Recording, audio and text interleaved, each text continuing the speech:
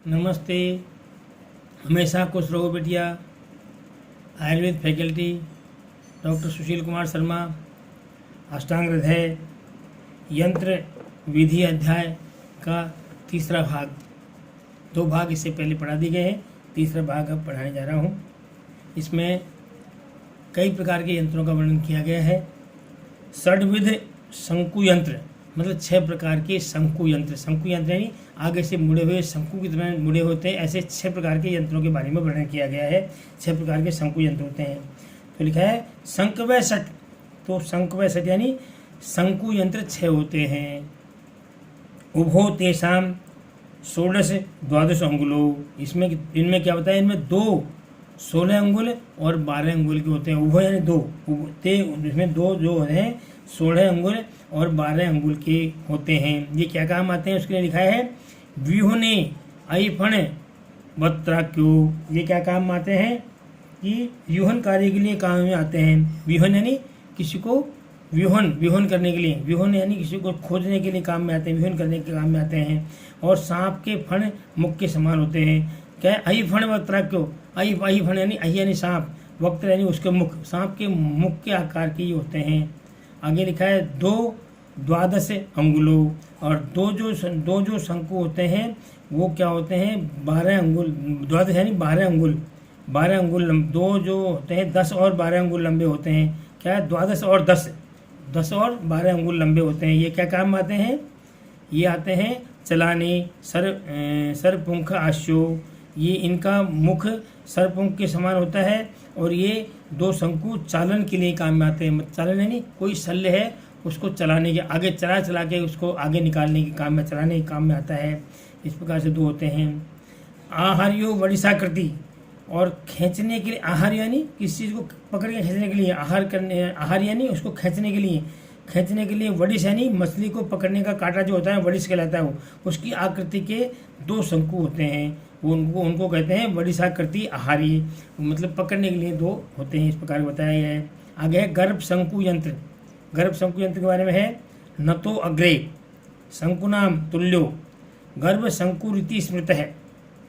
मतलब न तो अग्रे यानी आगे से झुका हुआ, न तो अग्रे यानी आगे से झुका हुआ होगा। शंकु के आकार का यानी शंकुना तुल्यो, शंकु यानी शंकु के आकार का होता है वो।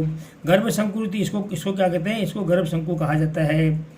और अष्टादश अंगुलो आयतन, ये क्या है 18 अंगुल लंबे होते हैं। 8 अष्टांगुल यानी 8 अंगुल लंबा होता है गर्भ शंकु। और ये क्या काम आता है मूढ़ गर्भ हरित स्त्रिया, और ये स्त्रियों के मूढ़ गर्भ को हरने के लिए यानी मूढ़ गर्भ को निकालने के काम में आता है। मूढ़ गर्भ किसे कहते हैं, जो गर्भ में बच्चा ढंग से उसका वो नहीं हुआ हो, पोषण नहीं हुआ हो, और वो गर्भ का पोषण रुक गया हो, और वो गर्भ बिना पोषण के बढ़ रहा हो, उसको मूढ़ गर्भ कहते हैं। उसको निकालने की काम में आता है। सर्पफणा यंत्र है अस्म आयाहरणम। सर्पफणा द्वयक्रम कृत है। अस्म यानी पथरी, अस्म होता है पथरी को हरने के लिए यंत्र होता है, उसको कहते हैं अस्म हरण यंत्र।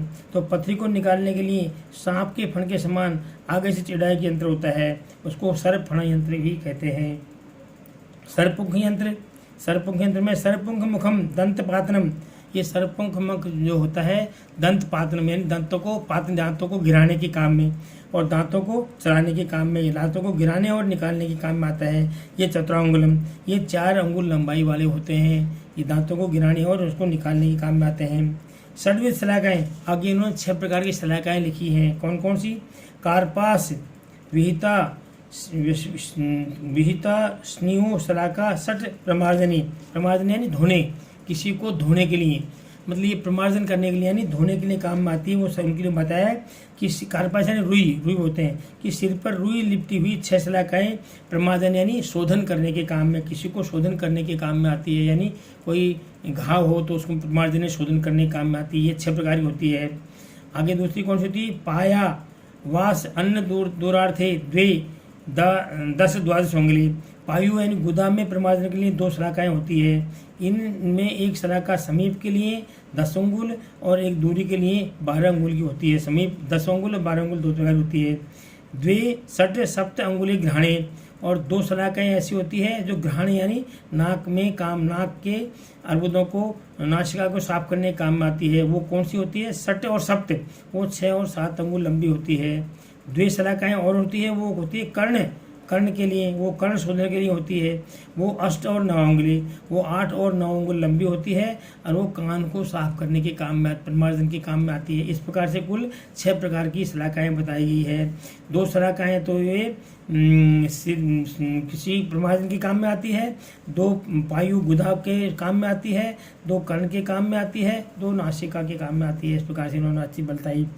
कर्ण शोधन अश्वत्थ पत्र प्राप्तम स्त्रुवाननम, कान की मैल को शोधन करने के लिए पीपल की वस्त्र के समान प्रांत किनारा एवं खुले सुए के आकार का जो यंत्र होता है उसको कर्ण शोधन यंत्र कहते हैं। कर्ण शोधन यंत्र उसको कहा जाता है।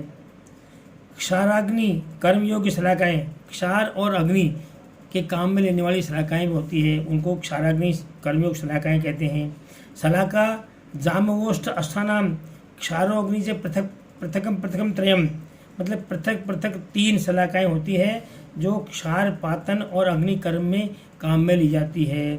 उसमें कैसे काम में ली जाती है? स्थूल अणु दीर्घानाम युंजात, इसमें स्थूल अणु और दीर्घ यानी छोटी, मोटी और छोटी या मझोली, इस प्रकार की 3 शलाकाएँ होती है। ये 3 शलाकाएँ जामोष्ठ कहलाती है। जामोष्ठ की शलाकाएँ होती है, जामुन की गुठली के आकार की होती है, इसलिए जामोष्ठ शलाकाएँ कहते हैं। अंत्र वृद्धोपयोगी शलाकाएँ, मतलब अंत्र की वृद्धि में काम में आने शलाकाएँ होती है। शलाका अंतर्वृद्धि वर्धनाम, मतलब अंतर्वृद्धि में उपयोग के लिए जो शलाकाएँ होती है उनको अंतर्वृद्धि वाली शलाकाएँ कहते हैं। इसको ये कैसी होती है? मध्य ऊर्ध्ववृत्त दंडा, इसका दंड बीच में ऊपर की ओर मुड़ा हुआ होता है, मतलब मध्य ऊर्ध्व वृत्त दंडा, मतलब बीच में ऊपर की ओर मुड़ा हुआ दंड होता है। एवं मूले चार्धे इंदु सन्निभम, और मूल में पकड़ने के लिए अर्धचंद्राकार मुड़ा हुआ होता है। अर्धचंद्राकार मुड़ा हुआ होता है ताकि उसको आसानी से ग्रहण किया जा सके, पकड़ा जा सके। नासार्स आदि के उपयोग में शलाकाएँ। कोलास्थी दर तुल्यास्था, नासा अर्श अर्बुद दाह करते, नासा अर्श में और नासा के अर्बुद को दाह करने के लिए शलाकाएँ होती है। वो बेर की गुठली के टुकड़े के समान मुख वाली एक शलाका होती है, उसे नासा के अर्श में और नासा के अर्बुद को दाह करने के काम में ली जाती है। क्षार औषध उपयोगी शलाकाएँ। क्षार औषध के लिए है अष्टांगुला, 8 अंगुल लंबी, निम्न मुख स्थित है, नीचे की तरफ मुख से दबी हुई, 3 प्रकार की क्षार औषध में क्षार और औषध को लगाने वाली 8 अंगुल लंबी 3 शलाकाएँ होती है। ये क्या काम आती है? कनी, ये कैसी होती है? कनीनी मध्य अनामिका नख समान मुखई, ये जो शलाकाएँ होती है इनका मुख्य प्रमाण कनीनिका, मध्यमा और अनामिका अंगुली के नखों के समान होता है, अर्थात इनके मुख इनके नखों के बराबर होनी चाहिए। मेढ्र शोधन अंजनों उपयोगी शलाका। स्व मुक्तानी यंत्राणी मेढ्र शोध उन्देशी, मतलब मेहन की शुद्धि और अंजन के लिए जो शलाकाएँ हैं इनको पहले अपन बता चुके हैं। 19 प्रकार के अनुयंत्र। अब 19 प्रकार के अनुयंत्र के, अभी तो यंत्रों का वर्णन था, अब अनुयंत्र जो यंत्र से छोटे होते हैं, यंत्र से कम काम में लिए जाते हैं, उनको अनुयंत्र कहते हैं। उन अनुयंत्रों का वर्णन किया गया है। ये अनुयंत्र जो 19 प्रकार के होते हैं, कौन कौन से हैं? अनुयंत्र अयस्कांतम, रज्जु, वस्त्र, अस्म, मुद्गरा, बद्धा, अंत्र, जिह्वा, बालास्य, शाखा, नख, मुख, द्विजा, काल है, पाक है, करे, पादो, भय, हर्ष से तत्क्रिया। इस प्रकार से उपाय विविधिदम लोचम त्रिगुणम त्रिधा, इस प्रकार से इन्होंने 19 प्रकार के उपयंत्र बताए हैं। कौन कौन से? अयस्कांत यानी चुंबक, रज्जु यानी रस्सी, वस्त्र कपड़ा, पत्थर लोहा, पत्थर यानी पत्थर जो होता है वो, मुद्गर चोट लगाने वाला, वज्र फोता, आंत, जिह्वा, बाल, शाखा, नख, मुख, दांत, काल, पाक, कर, पैर, भय, हर्ष, ये 19 प्रकार के अनुयंत्र होते हैं। इनका क्या करना चाहिए उपयोग? उपाय वित्त, इनका जो उपाय है। बुद्धि से भली प्रकार विचार करके जानने वाले जो चिकित्सक हैं इन यंत्रों का इनका जहाँ उपयोग हो सके वहाँ पर उपयोग लेना चाहिए।